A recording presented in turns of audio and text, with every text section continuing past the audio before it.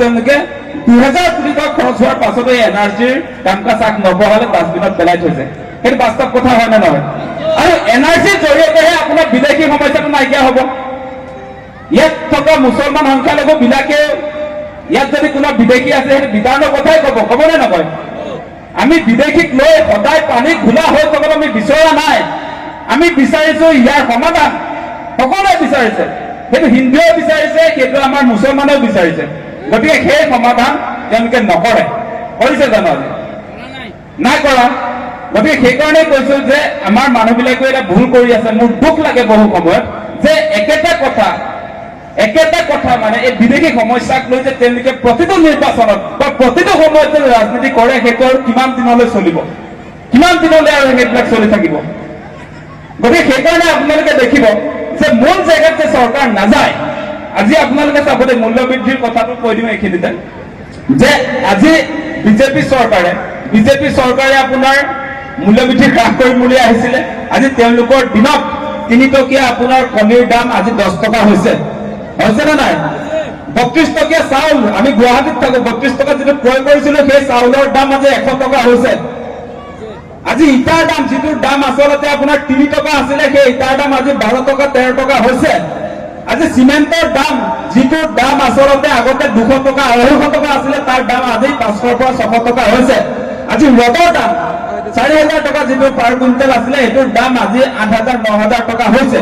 আজি পেট্ৰলৰ দাম যিটো 67 হৈ থাকোতে আচলতে প্ৰধানমন্ত্ৰী মোদীয়ে কৈছিলে বহুত আকাশলংঘী মূল্য বৃদ্ধি হৈছে। বহুত হোৱা মেহেংগে আপোনাৰ মোদী চৰকাৰ বুলি নিজে আচলতে হৰ্ডিং লগাইছিলে আৰু তেওঁৰ নেতৃত্বত সেই 67 ৰুপিছৰ আপোনাৰ পেট্ৰলৰ দাম আজি 100 টকা হ'ল। সেই সময়ত 56 টকীয়া ডিজেলৰ দাম আজি 90 টকা হ'ল নে নাই? আৰু তেওঁ আৰু ডাঙৰ ফুটনি এটা মাৰিছিলে যে সাংঘাতিক ধৰণে ভাৰতীয় টকাৰ মূল্য পতন হৈছিলে। সেই কথাটো কৈছিলে 2013-14 চনতে। তেওঁ বোলে চৰকাৰলৈ যদি আহে, প্ৰধানমন্ত্ৰী যদি হয়, 1 ৰূপী ইকুৱেল টু আপোনাৰ $1 বুলি কৈছিলে। মানে এটা ডলাৰৰ সমপৰ্যায়ৰ আমাৰ ভাৰতীয় টকাৰ মূল্যটো 1 টকাটো হ'ব বুলি কৈছিলে। আজিৰ দিনটোত কিমান? আজিৰ দিনটোত এটা ডলাৰ পাবলৈ হলে 90 টকা দিব লাগে নে নাই? টকাৰ মূল্য কেনেকে ভাৰতত পতন হৈছে আপোনালোকে দেখিছে নে নাই?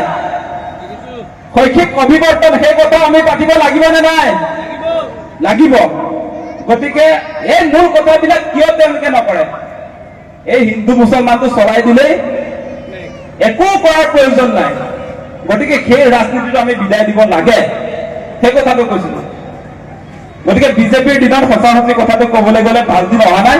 আজি মুখ্যমন্ত্ৰী হিমন্ত বিশ্ব শৰ্মাৰ টিভিৰ সন্মুখত যিবিলাক কথা কৈ থাকে যে ভাৰতৰ 5খন উন্নত ৰাজ্যৰ তালিকাত তেওঁ অসমক লৈ যাম বুলি যে কৈছে, শেহতীয়া যি ৰিপৰ্ট আহিছে তেওঁৰ নিজৰ চৰকাৰৰ ভাৰতৰ প্ৰধানমন্ত্ৰীৰ অৰ্থনৈতিক উপদেষ্টা কমিটিয়ে যি তথ্য প্ৰকাশ কৰিছে, তাত অসম দুখীয়াৰ 5খন ৰাজ্যৰ তালিকাত আহিছে বিহাৰৰ লগত। সেইবিলাক ৰিপৰ্ট আহিছে আজি।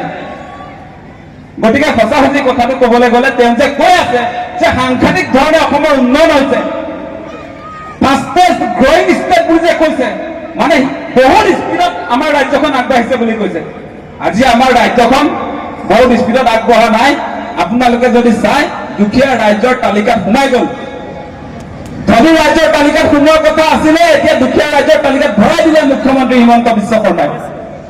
সেই কথাবিলাক এতিয়া নাপাতে। তেওঁ ভাষণটোকে মানুহে সঁচা বুলি কয়, তথ্যৰ কথা মানুহে নাপাতে। আজি আচল কথা